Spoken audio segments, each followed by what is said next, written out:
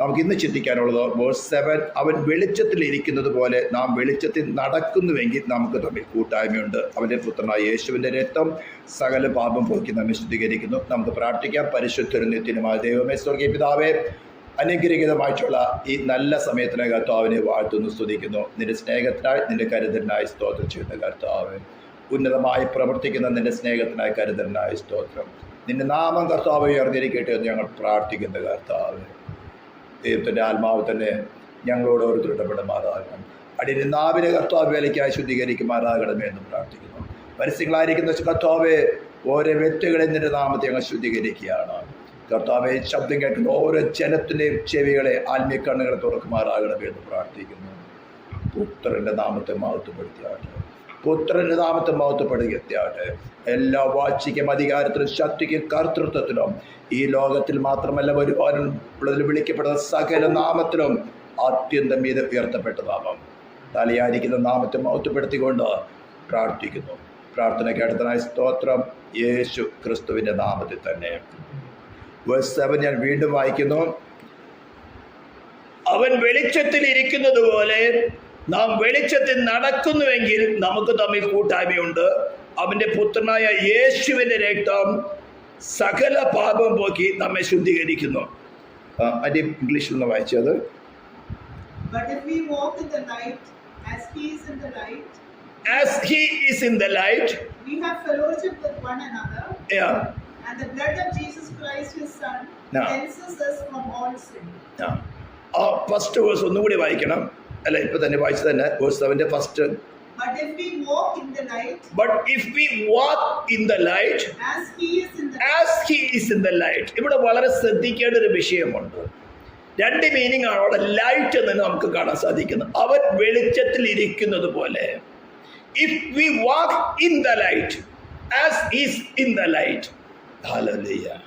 Of course, ഉയർത്തെഴുന്നേറ്റ് മഹിമാപൂർണനായ ക്രിസ്തുവിനെ യോഹന്നാൻ വെളിപ്പാട് പുസ്തകത്തിൽ കാണുന്നത് നിലയങ്കി ധരിച്ചവനായിട്ട്. എന്ന് പറഞ്ഞാൽ സ്തോത്രം, പാദം കവർ ചെയ്യത്തക്കവണ്ണം. നിലയങ്കി എന്ന് കാണിക്കുന്നത് വിശുദ്ധിയെ കാണിക്കുന്നതാണ്, ഹോളിനെസ്സിനെ കാണിക്കുന്നതാണ്. അവയെ പഞ്ഞിനൂൽ വസ്ത്രം കൊണ്ടുള്ള, പഞ്ഞിനൂൽ തുണി കൊണ്ടാണ് അത്. നിലയങ്കി എന്ന് പറഞ്ഞാൽ പാദം മുഴുവൻ കവർ ചെയ്തിട്ടുണ്ട്. അതായത് ദൈവത്തിന്റെ സന്നിധിയിൽ അശുദ്ധിയൊന്നുമില്ല.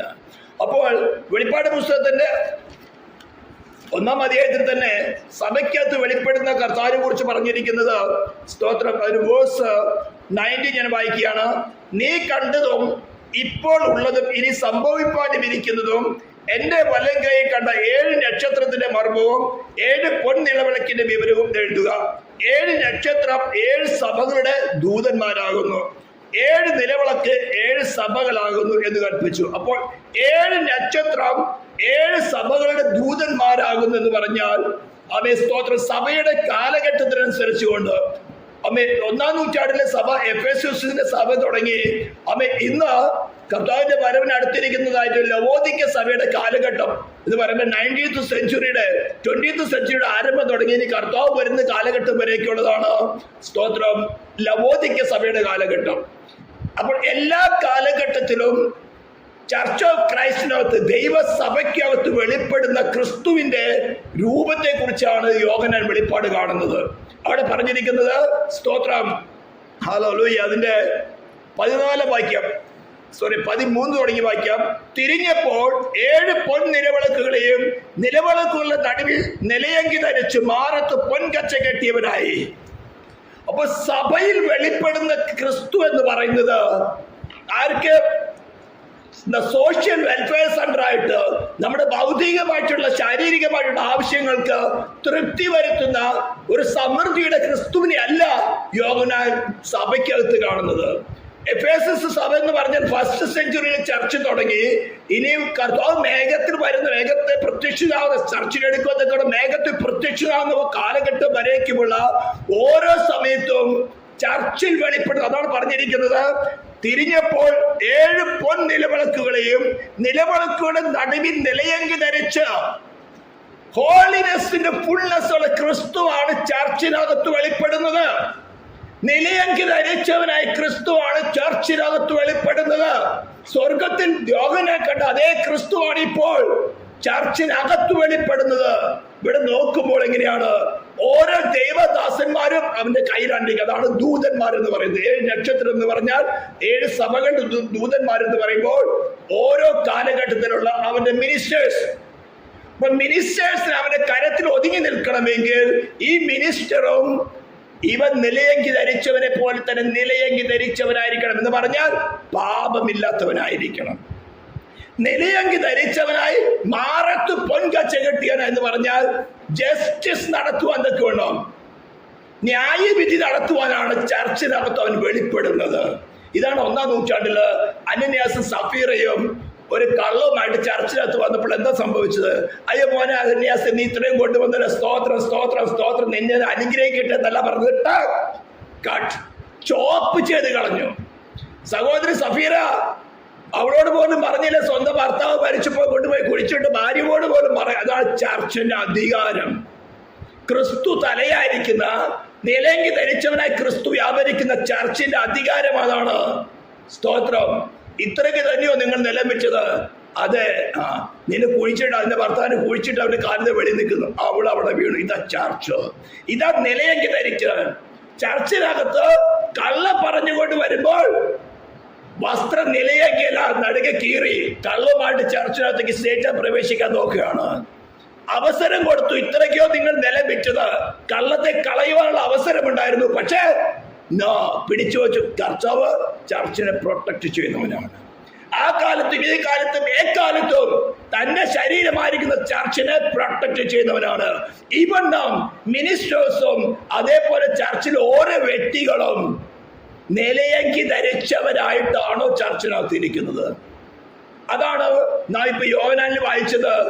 അവൻ വെളിച്ചത്തിൽ ഇരിക്കുന്നത് പോലെ, as he is in the light, if we walk in the light. അപ്പൊ ആ ലൈറ്റ് എന്ന് പറയുന്ന ആരാണ്? ഹോളിനെസ് ആരാ കാണിക്കുന്നത്? ക്രിസ്തുവിനെയാണ് കാണിക്കുന്നത്. If we walk in the light, ക്രിസ്തുവിൽ നാം സഞ്ചരിക്കുന്നുവെങ്കിൽ, as if he is in the light. ആരാ? പിതാവ് ദൈവം ആരില്ല? ക്രിസ്തുവിലാണുള്ളത്.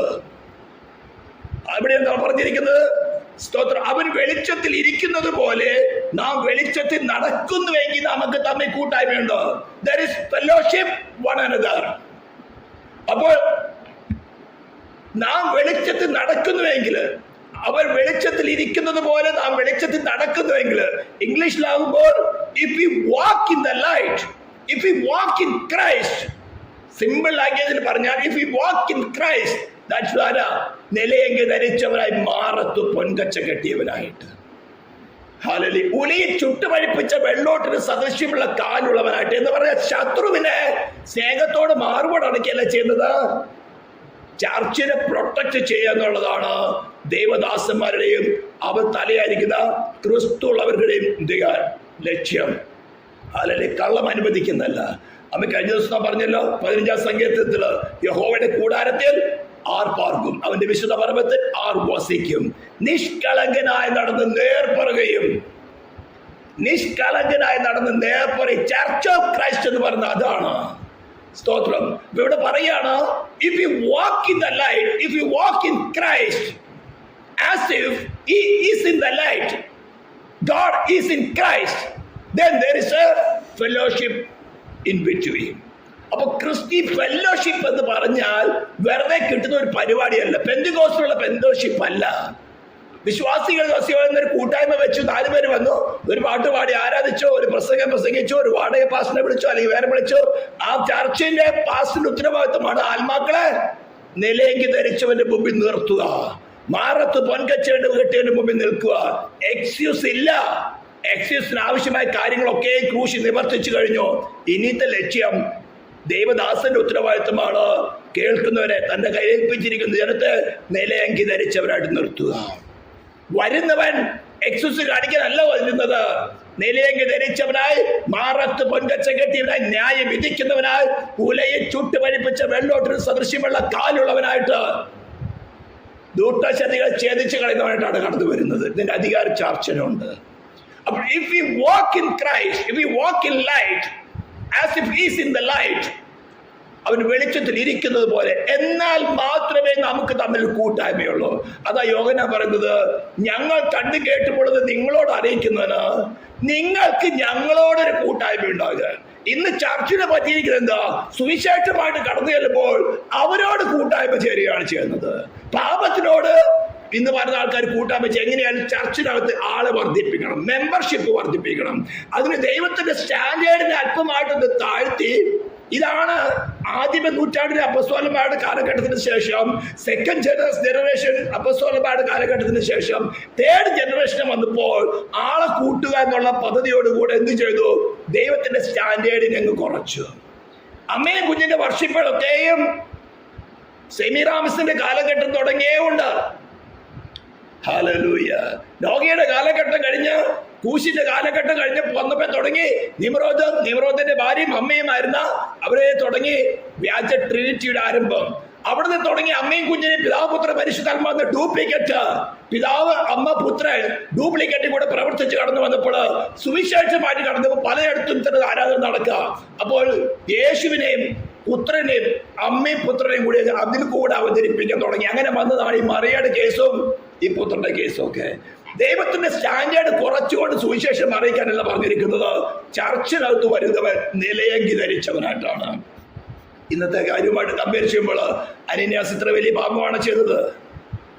ദശാംശമല്ല കൊണ്ടുവന്നത്, വിറ്റതിന്റെ അല്പം മാറ്റി വെച്ച് ബാക്കിയുള്ളതെല്ലാം കൊണ്ടുവന്നു. സ്തോത്രം. അവിടെ എന്താ ചെയ്തത്? മോനെ നിന്റെ ദൈവം അനുഗ്രഹിക്കട്ടെ എന്നല്ല പറഞ്ഞത്, നല്ല അനുഗ്രഹത്തിലേക്കാണ് വിട്ടത്. സ്തോത്രം.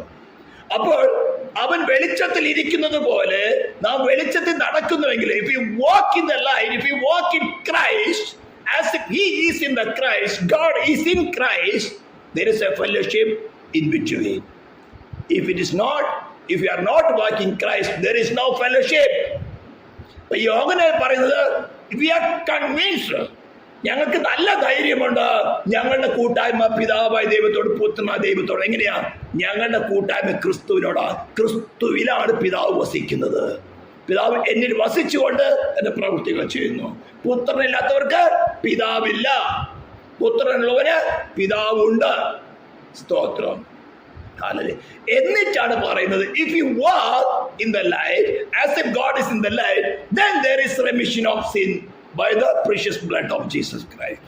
ഇന്ന് യേശുവിന്റെ രക്തം എന്ന് പറഞ്ഞത് കൊണ്ടായില്ല. If you don't have a fellowship with Christ, and if you walk in Christ, there is a fellowship, then there is a remission of sin because of your fellowship. അപ്പോൾ നമുക്കറിയാം, ഇന്ന് ക്രിസ്തീയ ഗോളത്തിൽ, പെന്തിക്കോസ്ത് ഗോളത്തിൽ എന്ന് പറഞ്ഞ എത്ര പേർക്ക് പാപക്ഷമ കിട്ടിയിട്ടുണ്ട്, എത്ര പേർക്ക് യേശു ക്രിസ്തുവിന്റെ രക്തമുഖാന്തരം പാപക്ഷമ കിട്ടിയിട്ടുണ്ട്. ഇന്നും ഇതിനകത്ത് ലോകത്തിലേക്ക് ആശ്രയിക്കുന്നത് എന്തുകൊണ്ട്?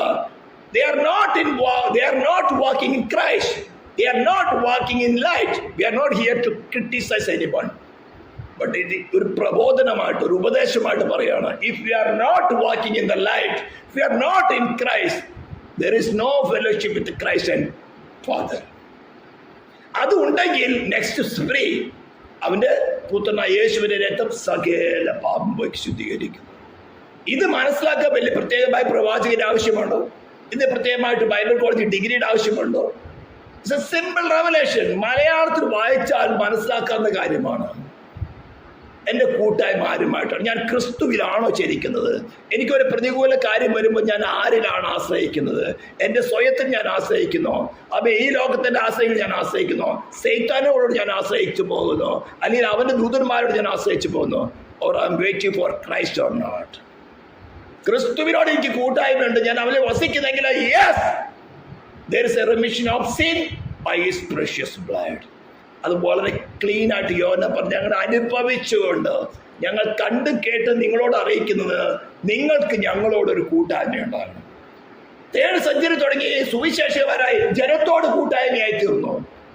മെമ്പർഷിപ്പ് വർദ്ധിപ്പിക്കാൻ വേണ്ടി ദൈവത്തിന്റെ സ്റ്റാൻഡേർഡിനെ കുറച്ച് ജനത്തോട് കൂട്ടായ്മയായി തീർന്നു. അവരെന്തായിപ്പോയി? സുവിശേഷത്തിന്റെ ശക്തി ക്ഷയിച്ചു. There is inherent power in the gospel. അത് ആരാ? പരിശുദ്ധാത്മാവ് തന്നെയാണ്. ഞാനോ ലോകാവസാനത്തോളം എല്ലാ നാളും നിങ്ങളോട് കൂടി ഉണ്ടായിരിക്കും. അതാണ് ഇൻഹെറന്റ് പവർ. സുവിശേഷത്തിന്റെ ഇൻഹെറന്റ് പവർ അതാണ്. ഞാനോ ലോകാവസാനത്തോളം എല്ലാ നാളും നിങ്ങളോട് കൂടി ഇരിക്കും. ആരാ? സ്വർഗത്തിലും ഭൂമിയിലും സകല അധികാരങ്ങളും. ഇതാണ് സുവിശേഷത്തിന്റെ ശക്തി. ഇതാണ് സുവിശേഷത്തിന്റെ ശക്തി. ആരാണ് എന്റെ ബാക്കപ്പ്? ഉയർത്തെന്ന് വെച്ച് സ്വർഗത്തിലും ഭൂമി സകല അധികാരമുള്ള അവനെയാണ് ഞാൻ പ്രസംഗിക്കുന്നത്. എന്നെയല്ല ഞാൻ പ്രസംഗിക്കുന്നത്, ഡിനോമിനേഷൻ അല്ല പ്രസംഗിക്കുന്നത്. പച്ചയായിട്ട് വിളിച്ചു പറയാം, അവൻ വെളിച്ചത്തിൽ ഇരിക്കുന്നത് പോലെ വെളിച്ചത്തിൽ നടക്കുന്നുവെങ്കിൽ നമുക്ക് തമ്മിൽ കൂട്ടായ്മയുണ്ട്. കഴിഞ്ഞ ദിവസം പറഞ്ഞു, വെളിച്ചത്തിൽ നടക്കുന്നെന്ന് പറയും, ഇരുട്ടിന്റെ പ്രവൃത്തികൾ ചെയ്താൽ നാം മോഷ്ടി പറയുന്നു, സത്യം പ്രവർത്തിക്കാൻ സാധ്യമല്ല. Because we are walking in darkness. ക്രൈസ്റ്റുമായിട്ട് യാതൊരു കൂട്ടായ്മയില്ല. ക്രിസ്തുവിലാണോ അവർ വേർഡ്സ് വിൽ ബി ഹോളിനെസ്. നമ്മുടെ പ്രവൃത്തികൾ ഓട്ടോമാറ്റിക്കായിട്ട് ഹോളി ആയിരിക്കും, ദൈവത്തിന് പ്രസാദമുള്ള പ്രവൃത്തികളായിരിക്കും. Of course ഞെരുക്കമുണ്ടാവും.